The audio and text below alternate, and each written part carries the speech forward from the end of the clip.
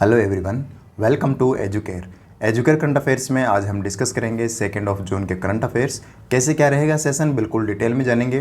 Total 18 news को cover किया है, इनमें इनके जो स्टैटिक पोर्शन उनको भी डिस्कस करेंगे, साथ में इनसे रिलेटेड जो पिछले दिनों में न्यूज़ रही थी साथ में उनको भी कवर करते हुए चलेंगे।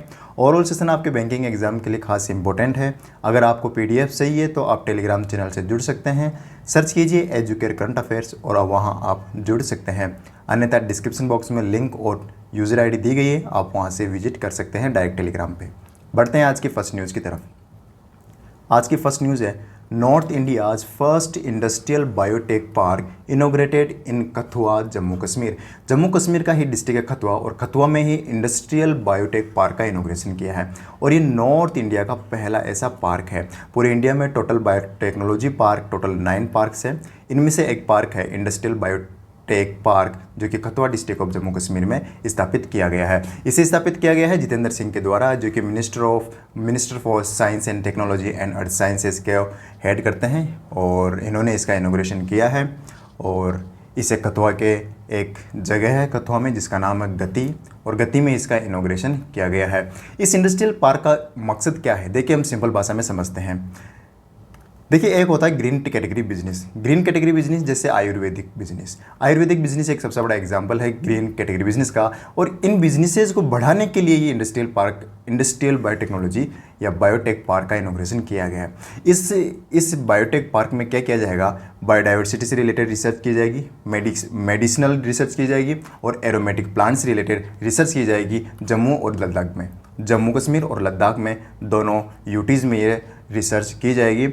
और ये इसे स्थापित करने का कारण ये है जम्मू एंड कश्मीर में, क्योंकि जम्मू कश्मीर रिच है बायोडाइवर्सिटी में। यहाँ पे आपको पता है एक टुलिप गार्डन भी है जो कि सबसे बड़ा गार्डन है दुनिया का। तो बहुत रिच है ये जम्मू कश्मीर इन बायोडाइवर्सिटी में। इसी कारण इंडस्ट्रियल बायोटेक पार्क का इनोग्रेशन नॉर्थ इंडिया के जम्मू कश्मीर में किया गया। इतना आप याद रखिए। और इसका इनोग्रेशन, इसको स्थापित किसने किया है, तो आंसर बनेगा council of scientific and industrial research CSIR ने इसे स्थापित किया है, जो कि न्यू दिल्ली में इसका हेडक्वार्टर है। इतना आप याद रखिए।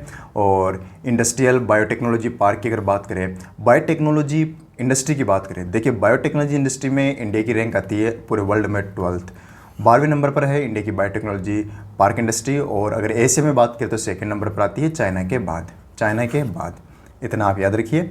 जम्मू कश्मीर की बात करें तो जम्मू कश्मीर ने रिसेंटली एक इनिशिएटिव लॉन्च किया है, अथवास इनिशिएटिव। और इस अथवास का मकसद था जो डल लेक है उसके रिजुविनेशन के लिए ये इनिशिएटिव लॉन्च किया गया था। अगली न्यूज़ की तरफ बढ़ते हैं। अगली न्यूज़ है Karnataka government has launched a new health and wellness app called आयु का मकसद है आपको योगा और मेडिटेशन सिखाना। योगा एंड मेडिटेशन सिखाना, ये इस आयु एप्लीकेशन का मकसद है। और ऑब्वियसली अगर आप योगा और मेडिटेशन सीखेंगे तो आप क्रोनिक जो डिजीज़ है उनसे मुक्ति पा सकते हैं, और लाइफस्टाइल डिजीज़ है इनको कम कर सकते हैं। तो ये मकसद है आयु का, और इसे लॉन्च किसने किया, कर्नाटका गवर्नमेंट ने। सिंपली इतना याद रखिए कि आयु एक एप्लीकेशन जो कि वेलनेस एंड हेल्थ से रिलेटेड है, इसे किसने लॉन्च किया है, तो कर्नाटका गवर्नमेंट ने इसे लॉन्च किया है। कर्नाटका का शहर है बेंगलुरु, और बेंगलुरु ने रिसेंटली 2nd खेलो इंडिया यूनिवर्सिटी गेम्स को होस्ट किया था, और इसमें जैन यूनिवर्सिटी नंबर 1 आई थी, यानी इसने मेडल टैली में टॉप किया था। रिसेंटली RBI ग्रेड B में एग्जाम में प्रश्न यही था कि रिसेंटली जो आई था 2nd यूनिवर्सिटी गेम्स, इसमें किस यूनिवर्सिटी ने मेडल टैली टॉप की थी, आंसर था जैन यूनिवर्सिटी ने। इतना आप याद रखिए। कर्नाटका से एक पर्सन है जिनका नाम है चारुदत्त मिश्रा को रिसेंटली विटले गोल्ड अवार्ड दिया गया। और ये दिया गया है इनके द्वारा जो एक स्नो लियोपार्ड की स्पीसीज़ है इसको कंजर्व करने के रिगार्डिंग इन्हें ये अवार्ड दिया गया है। नाम याद रखिए, चारुदत्त मिश्रा विटले गोल्ड अवार्ड। अगली न्यूज़ पर बढ़ते हैं। अगली न्यूज़ है मुख्यमंत्री घर घर राशन योजना of Delhi government was in news. देखिए, मुख्यमंत्री घर घर योजना लॉन्च की गई थी न्यू दिल्ली के द्वारा इन 2021, और इसे वापस से जो दिल्ली हाई कोर्ट है इसने इसको रोक लगा दी, यानी इसको बंद कर दिया है। रीज़न ये है कि एक अथॉरिटी अपने राशन से रिलेटेड, जिसका नाम है नेशनल फूड सिक्योरिटी एक्ट, और यही कंट्रोल करती है पूरे इंडिया में राशन को। इसका कहना है कि आप अपने हिसाब से रेगुलेशंस नहीं लगा सकते कि घर घर आप राशन नहीं पहुंचा सकते। हमारा जो रूल है, हमारा जो नियम है, उसमें राशन लेने के लिए आपको राशन शॉप पर आना ही होगा। ये कहना है NFSA का। और इसके लिए, इसी के रिगार्डिंग अब इस इनिशिएटिव को, इस योजना को बंद कर दिया गया है दिल्ली गवर्नमेंट की, या इसे टेम्परेली रोक दिया गया है दिल्ली हाई कोर्ट के द्वारा। तो इतना आप याद रखिए। बढ़ते हैं अगली न्यूज़ की तरफ। अगली न्यूज़ है, recently the Supreme Court permitted Madhya Pradesh to provide reservation to other backward classes in local body elections. Local body elections में देखो, कई स्टेट्स में तो OBC को रिजर्वेशन है, कई स्टेट्स में नहीं है। ये डिसाइड करता है उनके द्वारा, एक क्राइटेरिया होता है, जो क्राइटेरिया अगर जो राज्य फुलफिल कर देता है वह OBC को इस प्रकार की रिजर्वेशन दे सकता है। तो रिसेंटली मध्य प्रदेश ने ये रूल्स जो रेगुलेशन था उनको फॉलो किया, उनको कंप्लीट किया, और इसी के रिगार्डिंग अब इन्हें परमिट दे दिया गया है कि आप लोकल बॉडीज़ में OBC को रिजर्वेशन दे सकते हैं। लोकल बॉडीज़ में, लोकल बॉडी गवर्नमेंट कौन कौन सी होती है? एक तो होती है पंचायत जो कि गाँवों में होती है, और सेकेंड होती है म्यूनिसिपलिटी जो कि अर्बन एरियाज़ में होती है। तो लोकल बॉडीज़ दो प्रकार की होती है, रूरल और अर्बन। रूरल में पंचायत हो जाती है और अर्बन में म्यूनिसिपलिटी कॉर्पोरेशन हो जाती है। सिंपल एग्जाम में प्रश्न ये फ्रेम होगा कि recently in May 2022 Madhya Pradesh, in May 2022 which state has provided reservation to the OBC in local body elections. तो हमारा आंसर होना चाहिए मध्य प्रदेश। मध्य प्रदेश रिसेंटली मध्य प्रदेश की बात करें तो मध्य प्रदेश ने recently rural tribal technical training ये इनिशिएटिव भी लॉन्च किया है मध्य प्रदेश ने, और ये इंडिया का पहला इस प्रकार का इनिशिएटिव है। और रिसेंटली बैंक ऑफ इंडिया ने वर्ल्ड लाइन के साथ MOU साइन करके मध्य प्रदेश में ई-चालान कलेक्शन को बढ़ावा दिया है। यानी ई-चालान कलेक्शन के लिए बैंक ऑफ इंडिया और वर्ल्ड लाइन ने MOU साइन किया है मध्य प्रदेश में। अगले प्रश्न की तरफ बढ़ते हैं, अगली न्यूज़ की तरफ बढ़ते हैं। रिसेंटली 3 जो योजनाएं हैं गवर्नमेंट ऑफ इंडिया की, वो ये न्यूज़ में थी। न्यूज़ में इसलिए थी क्योंकि इन्होंने 7 ईयर्स है उन्होंने ये कंप्लीट कर लिए हैं। फर्स्ट है प्रधानमंत्री सुरक्षा बीमा योजना, सेकंड है प्रधानमंत्री जीवन ज्योति बीमा योजना, और थर्ड है अटल पेंशन योजना। क्या है ये योजनाएं, डिटेल में जानने की कोशिश करते हैं। एग्जाम में फ्रेम डेफिनेटली एक क्वेश्चन यहीं से होता ज़रूर है हर एग्ज़ाम में। देखिए, ये स्कीम्स तीनों एक साथ लॉन्च की गई थी 2015 में, 2015 में कोलकाता से वेस्ट बंगाल। कोलकाता से प्राइम मिनिस्टर नरेंद्र मोदी जी ने यहाँ से लॉन्च किया था 2015 में, और इन्होंने अभी रिसेंटली 7 ईयर्स कंप्लीट कर लिए हैं मई मंथ में। प्रधानमंत्री सुरक्षा बीमा योजना की बात करते हैं। ये 1 साल की एक 1 ईयर एक्सीडेंटल स्कीम है, और प्रधानमंत्री जीवन ज्योति बीमा योजना ये भी 1 साल की ही, लेकिन ये लाइफ इंश्योरेंस स्कीम है। ये एक्सीडेंटल स्कीम है, ये लाइफ इंश्योरेंस स्कीम है। दोनों में डिफरेंस मैं एक साथ पैरेलल करता हुआ चल रहा हूँ, तो आप दोनों में डिफरेंस करते हुए चलिएगा। इसे भी रिन्यू करना पड़ता है, इसे भी रिन्यू करना पड़ता है हर साल। इसका प्रीमियम है 12 रुपये पर मंथ। कितना रुपये? 12 rupees per annum. 12 rupees per annum इसका जो रिन्यू चार्ज है और प्रीमियम है। और इसका प्रधानमंत्री जीवन ज्योति बीमा योजना का है 333 रुपये 333 पर एनम, ये इसका प्रीमियम है। इसमें क्या होता है प्रधानमंत्री सुरक्षा बीमा योजना में, इसमें अगर आपकी जिसने ये योजना में स्कीम में एनरोल कर रखा है उसकी अगर डेथ होती है तो उसको 2 लाख रुपये दिए जाएंगे, और अगर पार्शियल डिसेबिलिटी होती है तो उसे 1 लाख रुपये दिए जाएंगे उसकी फैमिली को। अगर हम प्रधानमंत्री जीवन ज्योति बीमा योजना की बात करें तो इसमें सिर्फ एक ही कवरेज है, लाइफ यानी डेथ। अगर आपकी जिसने इसको ले रखा है उसकी अगर डेथ हो जाती है तो उसे उस लमसम मिलेगा 2 लाख रुपए का, और PMSBY में 2 लाख तो डेथ में और 1 लाख रुपीज़ पार्शियल डिसेबिलिटी में। इसमें पार्शियल डिसेबिलिटी का कोई स्कीम नहीं है। इसमें एज की बात करें तो एज में इस प्रधानमंत्री सुरक्षा बीमा योजना में आपको 18 to 70 ईयर का होना आवश्यक है। इस बीच अगर आप है तो आप इस सम के लिए एलिजिबल है। लेकिन प्रधानमंत्री जीवन ज्योति बीमा योजना में आप सिर्फ 50 ईयर तक ही इस स्कीम को अवेल कर सकते हैं, 18 to 50 ईयर्स को इसमें अवेल कर सकते हैं। दोनों में एक कॉमन टर्म एंड कंडीशन है कि आपका बैंक अकाउंट होना चाहिए, पोस्ट ऑफिस अकाउंट होना चाहिए। पोस्ट ऑफिस अकाउंट या सेविंग अकाउंट दोनों में से आपका एक होना जरूरी है। गाइस, दोनों में डिफरेंस अगर आपको समझ में नहीं आए तो आप खुद से पढ़ने की कोशिश कीजिए और समझने की कोशिश कीजिए। ज़्यादा डिफ़िकल्ट नहीं है, बहुत ईजी है। बस आपको ये जो डेटा है ये आपको याद रखना है। अटल पेंशन योजना की बात करें तो ये एक मंथली पेंशन है। अगर आप 18 to 40 की एज में अगर आप एक इस स्कीम के तहत जो प्रीमियम आता है, एक अलग अलग प्रकार का प्रीमियम है, अगर आप इस प्रीमियम को पे करते हैं 18 to 40 के एज में तो फिर आपको 40 के बाद आपको हर महीने 1000 से 5000 रुपये तक की एक पेंशन मिलेगी। हर महीने 1000 रुपये से 5000 रुपये तक की। ये डिपेंड करेगा ये अमाउंट आपके प्रीमियम के अनुसार कि आपने कौन सा प्रीमियम, कौन सा प्लान लिया है। इतना समझ में आया। बढ़ते हैं अगली न्यूज़ की तरफ। अगली न्यूज़ है Russia successfully test fired Zircon hypersonic missile. Exam में क्या प्रश्न पूछा जाएगा? एग्जाम में सिंपल ये पूछा जाएगा कि रिसेंटली जिरकॉम हाइपरसोनिक मिसाइल किस कंट्री के द्वारा टेस्ट फायर की गई, तो आंसर बनना चाहिए रशिया के द्वारा। किसके द्वारा? रशिया के द्वारा। और ये जो हाइपरसोनिक मिसाइल है ये इंडिया ने अपनी भी डेवलप कर रखी है। और रशिया की जो ये जिरकॉन है इसकी जो स्पीड है हाइपरसोनिक की वह है 5 गुना ऑफ टाइम, 5 गुना ऑफ साउंड, 5 गुना ऑफ साउंड ये स्पीड होती है हाइपरसोनिक की। ये भी आप याद रखिए। और रिसेंटली रशिया को UNHRC से भी रिमूव कर दिया गया था, United Nations human right council से, और इनकी जगह चेक रिपब्लिक को शामिल कर लिया गया था। और रिसेंटली रशिया ने यूनाइटेड नेशन की जो टूरिज़्म बॉडी है वर्ल्ड टूरिज़्म ऑर्गेनाइजेशन, इससे भी पुल आउट कर लिया था रशिया ने। इतना आप याद रखिए। अगली न्यूज़ पर बढ़ते हैं। अगली न्यूज़ है recently in May 2022 Hungary became the newest of the international solar alliance. ISA जिसका हेडक्वार्टर है गुरुग्राम में, और इसके रिसेंट न्यू मेंबर बन गई है हंगरी कंट्री।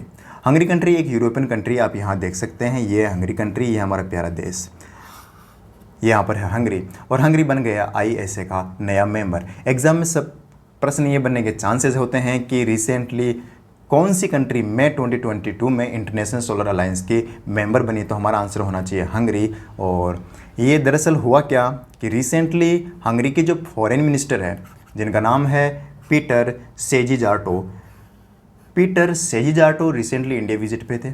और इंडिया विजिट में इन्होंने काफ़ी MOU साइन किए जो हमारे लिए इंपॉर्टेंट बनते नहीं हैं, और इन्होंने ये MOU साइन किए इंडिया के ही फॉरेन मिनिस्टर एस जयशंकर के साथ मिलकर।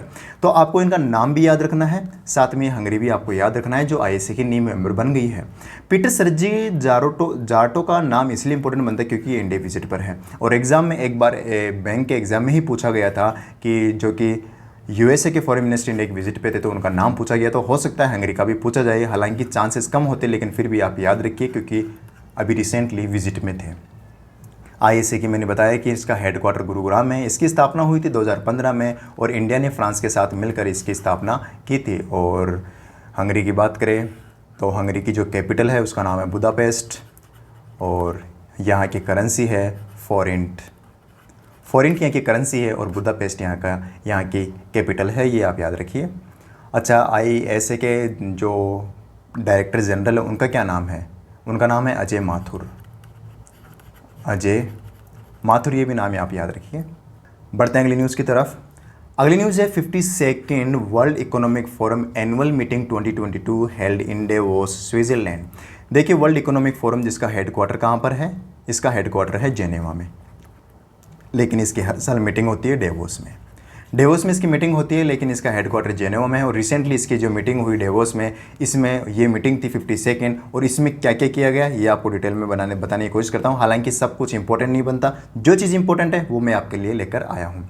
देखिए इस मीटिंग का मकसद था टू टैकल क्लाइमेट चेंज, जो कि ऑब्वियसली हर एक इंटरनेशनल ऑर्गेनाइजेशन का मकसद यही है, क्लाइमेट चेंज को, कार्बन को कम करना, और क्लाइमेट चेंज को कम करना, और इंक्लूसिव फ्यूचर फॉर वर्क को इंक्रीज़ करना, इसको बढ़ाना, ये मकसद था इस 52nd वर्ल्ड इकोनॉमिक फोरम का। और इसकी जो थीम थी वो थीम थी वर्किंग टुगेदर रीस्टोरिंग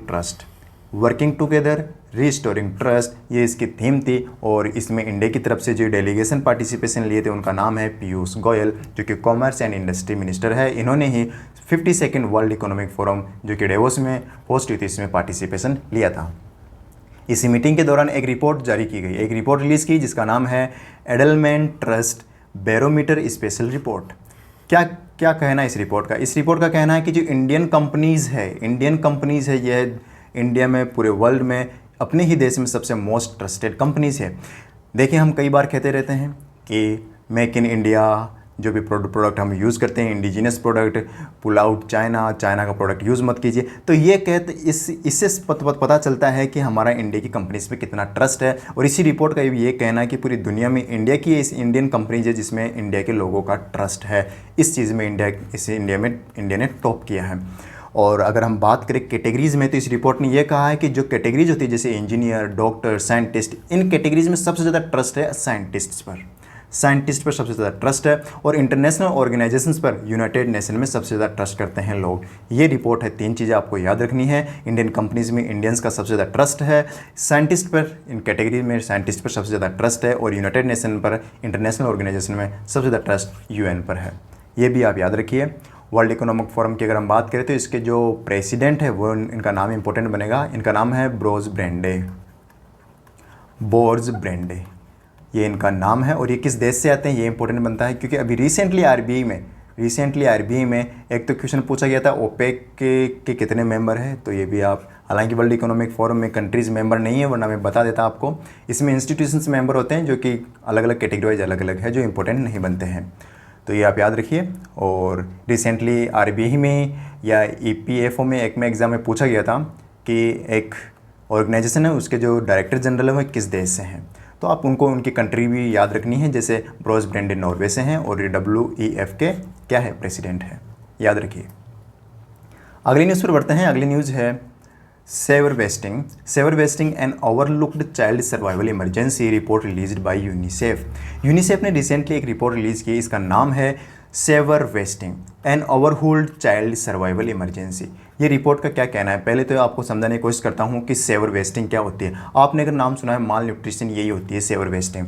माल न्यूट्रिशन क्या चीज़ होती है, अगर आपकी हाइट है उस हाइट के अनुसार अगर आपका वेट नहीं है तो वो उसे कहते हैं माल न्यूट्रिशन, और इसे कहते हैं सेवर वेस्टिंग। और सेवर वेस्टिंग के कारण अगर जो डेथ हुई है अंडर द एज ऑफ 5 तो वो इंडिया इस लिस्ट में टॉप है। इंडिया में सबसे ज़्यादा डेथ्स हुई है अंडर 5 की एज में ड्यू टू सेवर वेस्टिंग, ये कहना है इस रिपोर्ट के अनुसार। और पूरे वर्ल्ड की अगर बात करें तो पूरी दुनिया में हर पाँच बच्चे में से एक बच्चा just because of severe wasting, malnutrition की वजह से हर 5 में से एक बच्चा डेथ को पाता है, यानी मृत्यु को पाता है।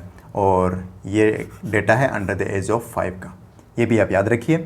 यूनिसेफ की बात करें तो उसका हेडक्वार्टर है न्यूयॉर्क में और इनकी जो हेड है उनका नाम है कैथरीन एम रसेल इनकी हेड का नाम है। बढ़ते हैं अगली न्यूज़ की तरफ। अगली न्यूज़ है LIC launches saving life insurance plan called बीमा रत्न। एग्जाम में प्रश्न ये पूछा जाएगा कि बीमा रत्न किसके द्वारा लॉन्च किया गया प्लान है, तो आंसर बनना चाहिए LIC, या पूछा जा सकता है LIC द्वारा लॉन्च किया गया बीमा रत्न प्लान किस कैटेगरी का है, तो आंसर बनेगा सेविंग लाइफ इंश्योरेंस है। क्या है, सेविंग लाइफ इंश्योरेंस है, इतना आप याद रखिए। और बीमा रत्न की बात करें तो ये एक डेथ बेनिफिट्स प्रोवाइड करवाता है। इसके तहत survival benefits, maturity benefits, guaranteed additional settlement options और कई प्रकार के इसमें बेनिफिट्स है। ये वह सभी बेनिफिट्स है जो एक नॉर्मल LIC की जो और स्कीम्स होती है लगभग सेम वैसा ही इसमें बेनिफिट से, कुछ चीज़ें अलग हैं जो हमारे लिए इंपॉर्टेंट बनती नहीं है। और the plan is aimed at the domestic market and provide both protection and saving दोनों चीज़ प्रोवाइड करता है ये प्लान बीमा रत्न, जिसे लॉन्च किया गया है LIC के द्वारा। LIC ने रिसेंटली अपना IPO जारी किया था और IPO में 2.95 टाइम लोगों ने एक्स्ट्रा सब्सक्राइब किया था। जितने शेयर इश्यू किए थे उससे 2.95 एक्स्ट्रा सब्सक्रिप्शन प्राप्त हुआ था। और इसमें गवर्नमेंट ऑफ इंडिया ने 3.5% स्टेक डाइल्यूटेड कर दिया है LIC से, यानी अब ये पब्लिक के पास जा चुका है गवर्नमेंट ऑफ इंडिया की तरफ से। गवर्नमेंट ऑफ इंडिया से अब ये कम हो चुका है 3.5%, और इस 3.5% के लिए गवर्नमेंट ऑफ इंडिया को राशि मिली है 21,000 करोड़, 21,000 करोड़ रुपये इसका गवर्नमेंट रेवेन्यू कमाया है डिसइन्वेस्टमेंट से। LIC की बात करें तो इसके जो चेयरपर्सन है उनका नाम है MR कुमार और इसकी स्थापना हुई थी 1956 में। इसका हेडक्वार्टर है मुंबई में, ये भी आप याद रखिए। बढ़ते हैं अगली न्यूज़ की तरफ।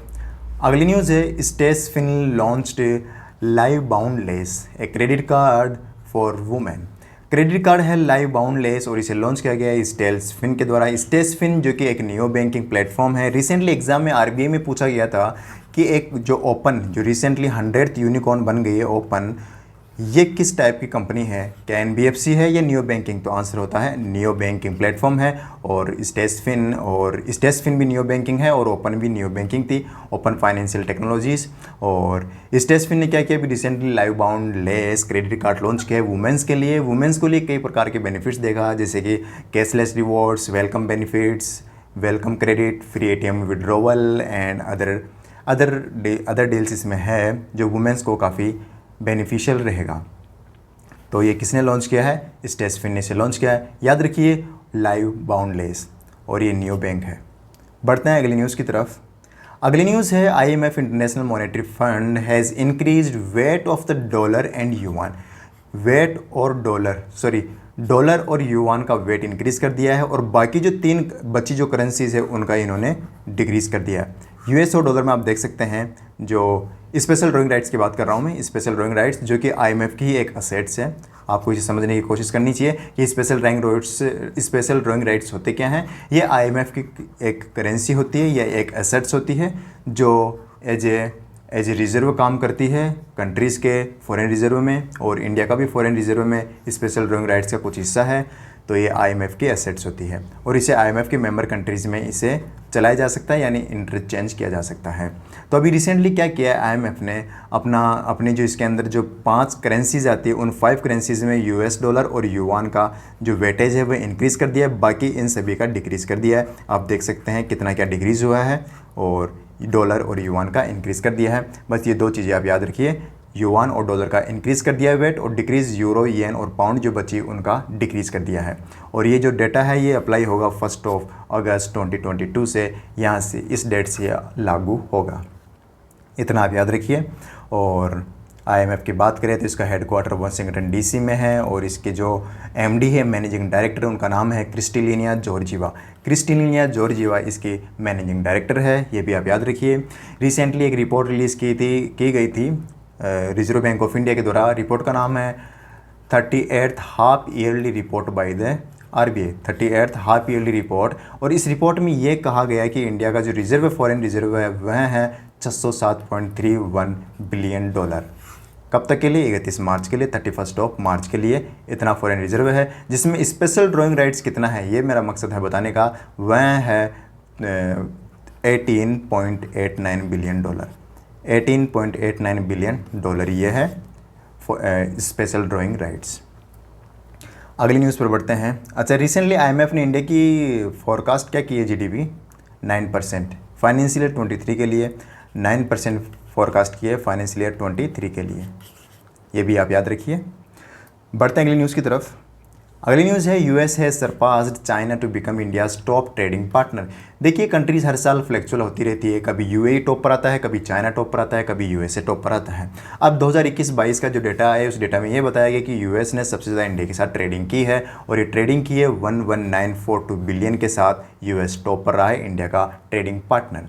और इंडिया में इसमें एक जो पॉजिटिव साइन ये है कि इंडिया इस जो US के साथ जो ट्रेडिंग होती है उसमें इंडिया सरप्लस में है। सरप्लस का मतलब क्या है? सरप्लस का मतलब है कि इंडिया एक्सपोर्ट तो करता है ज़्यादा और इंपोर्ट करता है कम, यानी 32.8 बिलियन इंपोर्ट कम करता है, यानी हम बेचते ज़्यादा हैं खरीदते कम है US से। और ना केवल ये चीज़ US के साथ है, ये हम US के साथ साथ UAE के साथ भी ऐसा हमारा सरप्लस रहता है, हांगकांग के साथ भी हमारा सरप्लस रहता है, यहाँ तक कि यूनाइटेड किंगडम UK के साथ, वियतनाम के साथ, इन कंट्रीज़ के साथ हमारा सरप्लस रहता है और US के साथ भी सरप्लस रहा 2020-2021 में। सेकेंड नंबर पर चाइना, फिर थर्ड नंबर पर UAE ट्रेडिंग पार्टनर है इंडिया का, ये भी आप याद रखिए। और ये डेटा रिलीज़ किया गया है ministry of commerce and industry के द्वारा, जिसे हेड किया जाता है पीयूष गोयल के द्वारा। अगली न्यूज़ पर बढ़ते हैं। India top the 7th Forbes 30 under 30 Asia list 2020। 30-30 याद कर लीजिए, फोर्ब्स की 30-30 ये रिपोर्ट आप याद कर लीजिए, आपको तुरंत याद हो जाएगा। 30-30 of Forbes was released by Forbes magazine. देखिए इसमें 10 कैटेगरीज़ को इन्वॉल्व किया जाता है और 10 कैटेगरीज में हर एक कैटेगरी में 30 कैंडिडेट्स को शामिल किया जाता है पूरे वर्ल्ड में। और टोटल कितने मेंबर हो गए? 300 को इसमें ऐड किया जाता है इस लिस्ट में। और इन 300 में इंडिया के कितने लोगों ने इसमें, कितने लोगों का इन्वॉल्वमेंट है? तो 61 लोगों का इसमें नाम है इस फोर्ब्स मैगजीन में। फोर्ब्स 30 अंडर 30 ऐसे लिस्ट में 61 के साथ इंडिया इस लिस्ट में टॉप पर है। इस लिस्ट में इंडिया टॉप पर है 61 के साथ। सेकंड पर है Singapore with 34, then the Japan, then Australia, Indonesia and China. तो याद रखिए India top the Forbes 30 under 30 list, जिसमें 61 पार्टिसिपेंट्स है फ्रॉम द इंडिया। और इस लिस्ट को प्रिपेयर किया गया है राणा वहेबे वॉटसन के द्वारा। राणा वहेबे वॉटसन के द्वारा ये रिपोर्ट बनाई गई है, यानी ये लिस्ट जारी की गई है, ये भी आप याद रखिए।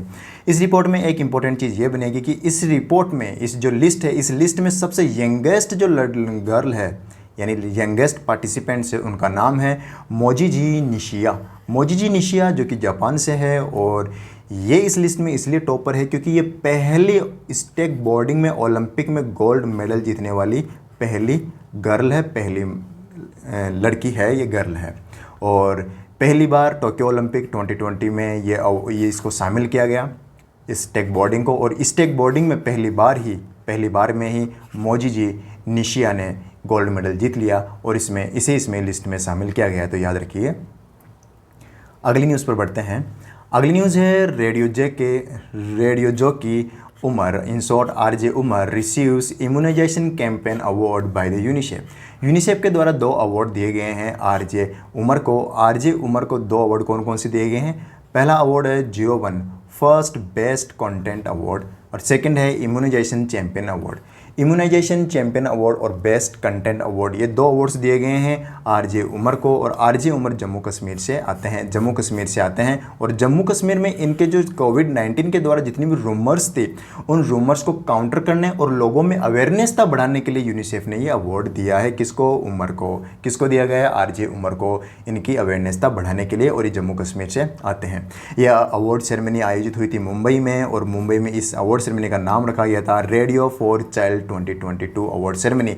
Radio for child 2022 award ceremony जो कि मुंबई में होस्ट हुई थी, और इसी के दौरान यूनिसेफ ने आरजे उमर को 2 अवार्ड दिए, immunisation champion award and next 01 best content award. दोनों अवार्ड्स आप याद रखिए। यूनिसेफ की अगर हम बात करें तो रिसेंटली अभी मैंने आपको तुरंत ही अभी बताया है कि यूनिसेफ का हेडक्वार्टर न्यूयॉर्क में है, और कैथरीन एम रसेल इसकी क्या है? हेड है। अगला प्रश्न है Indian women boxer Lovlina Borgohain. Lovlina Borgohain elected as the chairman and a voting member of IBA international boxing association athlete committee. इसको समझने की कोशिश कीजिए। 2 अपॉइंटमेंट हुए हैं इनके, एक तो बन गई है चेयरमैन, ठीक है, और सेकंड बन गई है a voting member and chairman of what? IBA athlete committee. IBA athlete committee के पिछले साल भी इंडियन ही इसके मेंबर थे, और इस साल भी इंडियन ही हैं, और इस साल जो इंडियन है उनका नाम है लवलीना बोरगोहेन। और ये किस राज्य से आती है? ये आती है आसाम से आती है। और रिसेंटली इन्होंने टोक्यो ओलंपिक में ब्रॉन्ज मेडल जीता है, ये आप याद रखिए, ब्रॉन्ज मेडल जीता है, और इन्हीं को अपॉइंट कर दिया गया है IBA एथलीट्स कमेटी के चेयरमैन और वोटिंग मेंबर। याद रखिए, काफ़ी इंपॉर्टेंट नाम है लवलीना बोरगोहेन। एग्जाम में प्रश्न क्या फ्रेम होगा कि recently Lovlina Borgohain has been appointed as the chairman and voting member of the IBA Athlete Committee. She is related to which sport? ये किस खेल से संबंधित है? आंसर क्या होगा? बॉक्सिंग से रिलेटेड है। इंटरनेशनल बॉक्सिंग एसोसिएशन की बात करें तो इसका हेडक्वार्टर कहाँ पे है? लॉजेन स्विट्जरलैंड में है। लॉजेन स्विट्जरलैंड में इसका हेडक्वार्टर है।